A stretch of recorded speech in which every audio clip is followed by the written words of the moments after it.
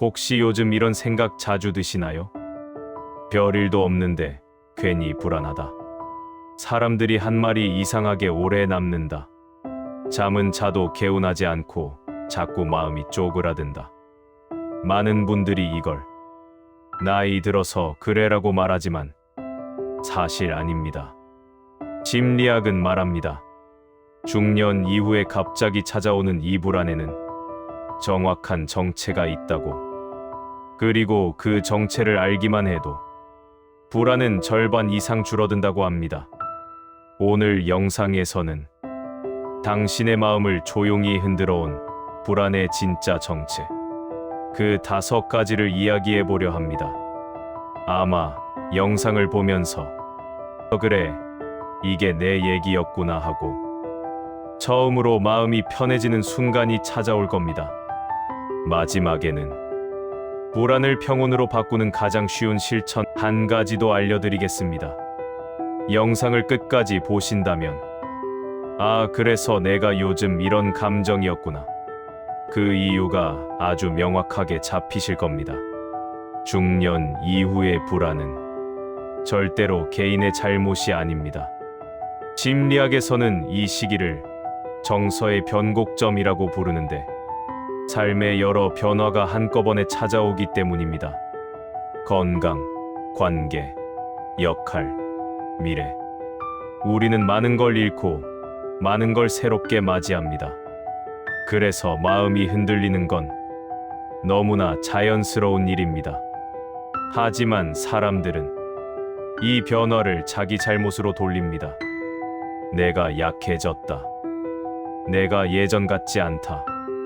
그러다 보면 불안은 더 커지고 자존감은 낮아지고 몸도 마음도 더 지쳐갑니다. 그러나 결론은 단순합니다. 당신이 약해진 것이 아니라 불안의 원인이 달라진 것뿐입니다.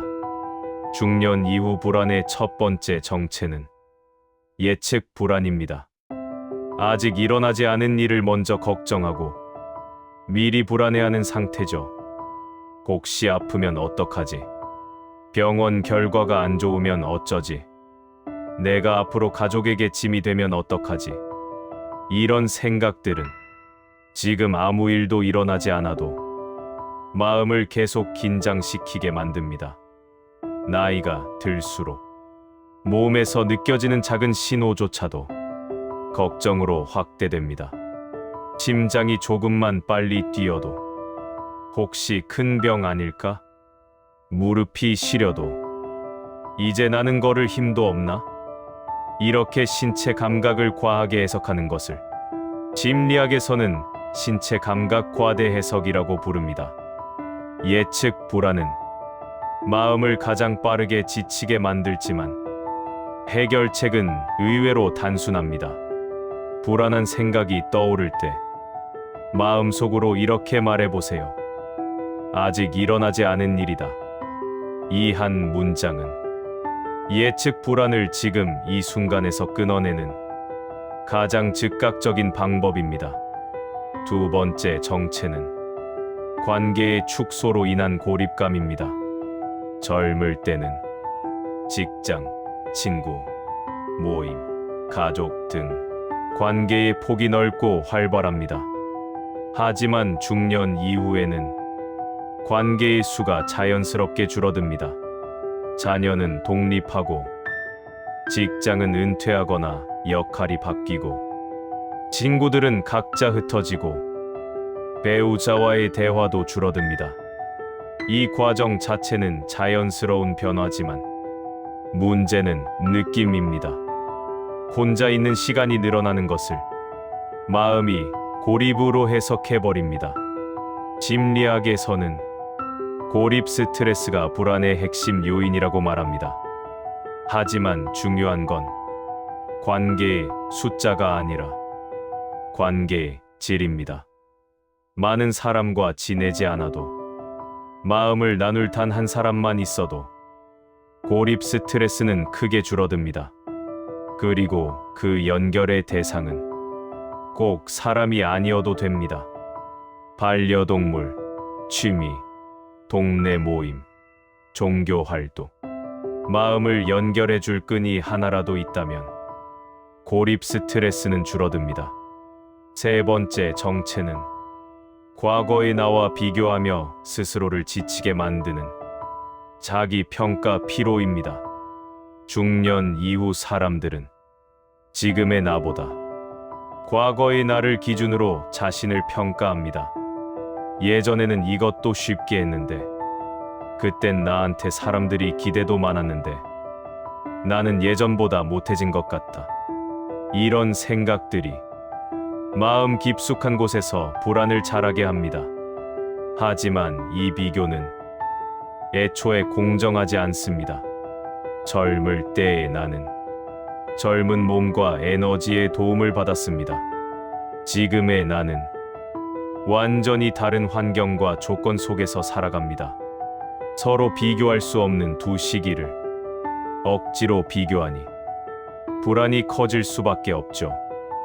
이때 도움이 되는 말은 이것입니다. 그때의 나도 나고 지금의 나도 나다. 과거와 현재를 비교하지 않고 연결하는 문장입니다. 네 번째 정체는 역할 변화가 만들어내는 정체성의 공백입니다. 사람은 평생 같은 역할로 살지 않습니다.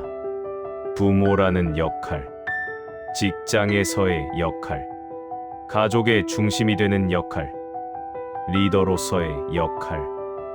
이 역할들이 하나둘 사라지면 마음 속엔 보이지 않는 공백이 생깁니다. 나는 누구지? 나는 이제 어디에 필요한 사람이지? 내 역할은 끝난 건가? 이런 질문들이 불안을 자극합니다. 하지만 심리학은 말합니다. 정체성은 한번 완성되는 것이 아니라 평생을 통해 만들어지고 바뀌고 갱신됩니다. 즉, 역할이 사라졌다는 것은 새로운 정체성을 만들 수 있는 아주 드문 기회이기도 합니다.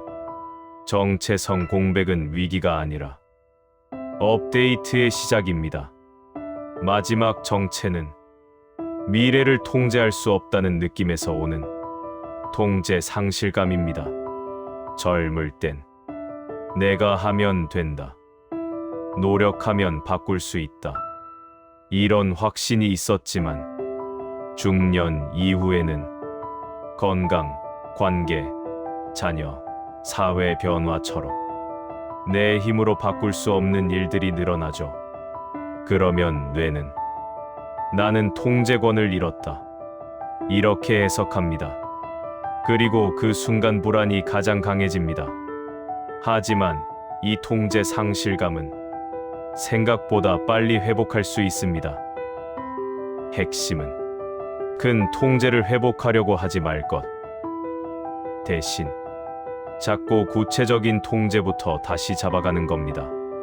하루 15분 걷기, 작은 정리정돈, 오늘의 할 일 한 가지 완수, 잠들기 전 감정 기록. 이런 사소한 실천들이 뇌에게 다시 알려줍니다. 나는 여전히 내 삶을 움직일 수 있는 사람이다. 이렇게 아주 작은 통제가 회복되면 불안은 자연스럽게 줄어듭니다. 이제 마무리입니다. 중년 이후 우리가 느끼는 불안은 개인의 약함에서 비롯된 것이 아닙니다. 예측 불안, 고립 스트레스, 자기 평가 피로, 정체성 공백, 통제 상실감. 이 5가지는 누구에게나 나타나는 자연스러운 현상입니다. 불안은 이유를 모를 때 가장 크게 자라지만 정체를 알게 되면 그 순간부터 힘을 잃기 시작합니다.